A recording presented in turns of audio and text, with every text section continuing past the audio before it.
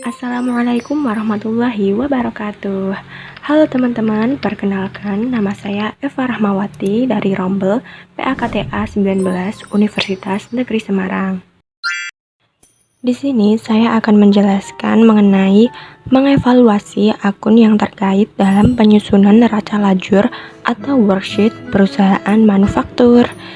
So, simak sampai habis ya.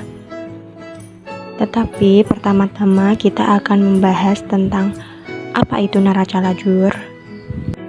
Neraca lajur merupakan suatu kertas kerja atau worksheet yang berisi semua data tentang akuntansi dan biasa digunakan untuk memudahkan ketika hendak membuat laporan keuangan. Akan tetapi, neraca lajur ini bukanlah merupakan laporan keuangan, sehingga seorang akuntan tetap harus membuat laporan keuangan di samping membuat neraca lajur.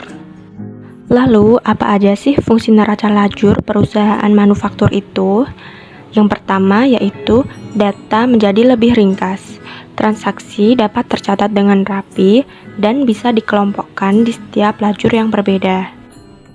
Yang kedua yaitu mempermudah dalam menyusun laporan keuangan. Neraca lajur dibuat dengan rinci serta sistematis. Ini sangat membantu dalam menyusun laporan keuangan, dikarenakan jumlah transaksi yang ada akan direkap dan juga ditampilkan dalam sebuah alur secara ringkas. Fungsi yang ketiga yaitu evaluasi. Neraca lajur bisa menjadi bahan evaluasi perusahaan terhadap keputusan yang sudah pernah diambil. Evaluasi juga bisa dilakukan apabila ada kesalahan dalam jurnal harian. Neraca lajur dapat menjadi panduan dalam menyesuaikan pencatatan dari waktu ke waktu. Dan fungsi yang terakhir yaitu kredibilitas perusahaan. Untuk menunjukkan bahwa perusahaan telah menjalankan prosedur pencatatan keuangan yang seharusnya dilakukan. Ini juga menunjukkan bahwa perusahaan memiliki kredibilitas dalam mencatat dan mengelola keuangan dengan benar. Yang selanjutnya yaitu neraca lajur perusahaan manufaktur adalah yang paling banyak akun rekeningnya. Karena dalam perusahaan manufaktur memiliki persediaan barang jadi, barang dalam proses, dan bahan baku, serta biaya langsung, tidak langsung, dan overhead, dan memiliki akun rekening harga pokok produksi. Neraca lajur perusahaan manufaktur sedikit berbeda dengan perusahaan jasa dan perusahaan dagang. Mengapa berbeda? Jika dibandingkan dengan perusahaan dagang, disebabkan oleh adanya perbedaan dalam sifat operasinya. Perusahaan manufaktur mengolah barang mentah menjadi barang setengah jadi ataupun barang jadi untuk dijual. Sedangkan perusahaan dagang hanya membeli suatu produk pada kuantitas tertentu, lalu kemudian langsung dijual kepada konsumen. Langkah-langkah untuk membuat neraca lajur perusahaan manufaktur. Yang pertama yaitu membuat format dan kolom neraca lajur. Untuk format neraca, di bagian atas harus ditulis nama perusahaan, judul neraca lajur, dan periode pencatatan. Lalu di samping kolom nomor dan nama akun, kolom yang harus dibuat berjumlah 6 lajur atau 12 kolom, yaitu ada neraca saldo, penyesuaian, neraca saldo disesuaikan, laporan harga pokok produksi, laba rugi, dan neraca. Langkah selanjutnya yaitu memasukkan data dari neraca saldo dan jurnal penyesuaian, yaitu mengisi kolom-kolom yang telah dibuat, mulai dari kolom nama akun dan neraca saldo. Kolom ini diisi dengan memasukkan data dari neraca saldo yang memuat data saldo akhir setiap akun berdasarkan pencatatan buku besar perusahaan. Untuk kolom penyesuaian, data dimasukkan dari jurnal penyesuaian yang telah dibuat sebelumnya secara terpisah. Langkah yang ketiga yaitu menghitung saldo yang telah disesuaikan. Dari neraca lajur dan jurnal penyesuaian yang sudah dimasukkan ke dalam neraca lajur, kita menyesuaikan nominalnya kembali ke dalam kolom neraca saldo yang disesuaikan. Dan langkah yang terakhir yaitu mengisi dan menghitung kolom laporan harga pokok produksi, laba rugi, dan juga neraca. Untuk penjelasannya akan berada di slide berikutnya. Berikut ini merupakan bentuk neraca lajur untuk perusahaan manufaktur. Jadi ada tambahan untuk kolom laporan harga pokok produksi yang biasanya tidak ada pada perusahaan jasa maupun perusahaan dagang. Penjelasan kolom dalam neraca lajur. Yang pertama ada kolom neraca saldo. Sumber data bisa diperoleh dari data yang telah dibuat sebelumnya atau dapat diambil dari setiap saldo perkiraan di buku besar. Yang kedua ada jurnal penyesuaian. Sumber data untuk kolom ini dapat diperoleh dari ayat-ayat jurnal penyesuaian. Jadi, dari jurnal penyesuaian yang telah dibuat sebelumnya tinggal dipindah nominalnya ke kolom penyesuaian dalam neraca lajur. Lalu, untuk kolom neraca saldo disesuaikan, menunjukkan neraca saldo setelah disesuaikan dengan ayat jurnal penyesuaian. Hasil ini diperoleh dari penjumlahan atau pengurangan angka-angka pada kolom jurnal penyesuaian dengan saldo di kolom neraca saldo. Lalu yang keempat ada laporan harga pokok produksi. Kolom ini berisikan semua biaya langsung dan tidak langsung yang dikeluarkan perusahaan untuk proses produksi, yang terdiri dari biaya bahan baku langsung, biaya tenaga kerja langsung, dan juga biaya overhead pabrik. Yang kelima ada kolom laba rugi. Kolom ini berisi pindahan akun nominal atau pendapatan dan beban yang dipindahkan ke kolom laba rugi.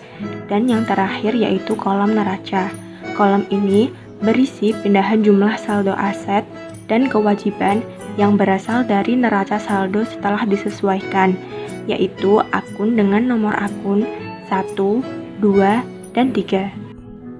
Berikut ini akan saya tampilkan data untuk neraca saldo, jurnal penyesuaian, dan neraca lajur perusahaan manufaktur. Link akan saya berikan di description box. Jadi di dalam link yang sudah saya sediakan tadi, saya sudah menyediakan data mengenai neraca saldo, jurnal penyesuaian, dan juga neraca lajur. Mungkin untuk kolom neraca saldo, kolom penyesuaian, dan juga kolom neraca saldo disesuaikan, itu pengisiannya sama seperti neraca lajur perusahaan jasa dan juga perusahaan dagang. Nah, di sini saya akan menjelaskan untuk kolom laporan harga pokok produksi. Di dalam kolom laporan harga pokok produksi ini, akun-akunnya berisi mengenai semua akun biaya langsung dan biaya tidak langsung yang digunakan perusahaan dalam proses produksi. Contohnya di sini ada akun pembelian bahan baku langsung, ada akun biaya tenaga kerja langsung, akun biaya bahan penolong, akun biaya bahan bakar pabrik, dan yang lainnya. Tapi untuk akun seperti beban listrik kantor dan beban gaji kantor itu tidak masuk ke dalam kolom laporan harga pokok produksi karena dia masuknya ke dalam beban administrasi umum. Nanti dia masuk ke kolom laporan laba rugi. Setelah itu kita bisa mengisi kolom laba rugi dan kolom neraca.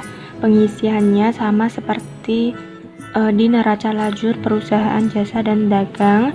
Jadi dari kolom neraca saldo disesuaikan,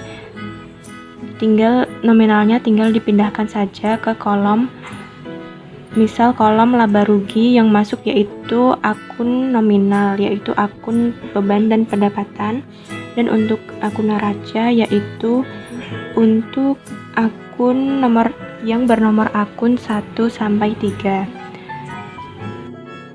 Setelah kita mengisi kolom laporan harga pokok produksi, kolom laba rugi, dan kolom neraca, kita melakukan penjumlahan.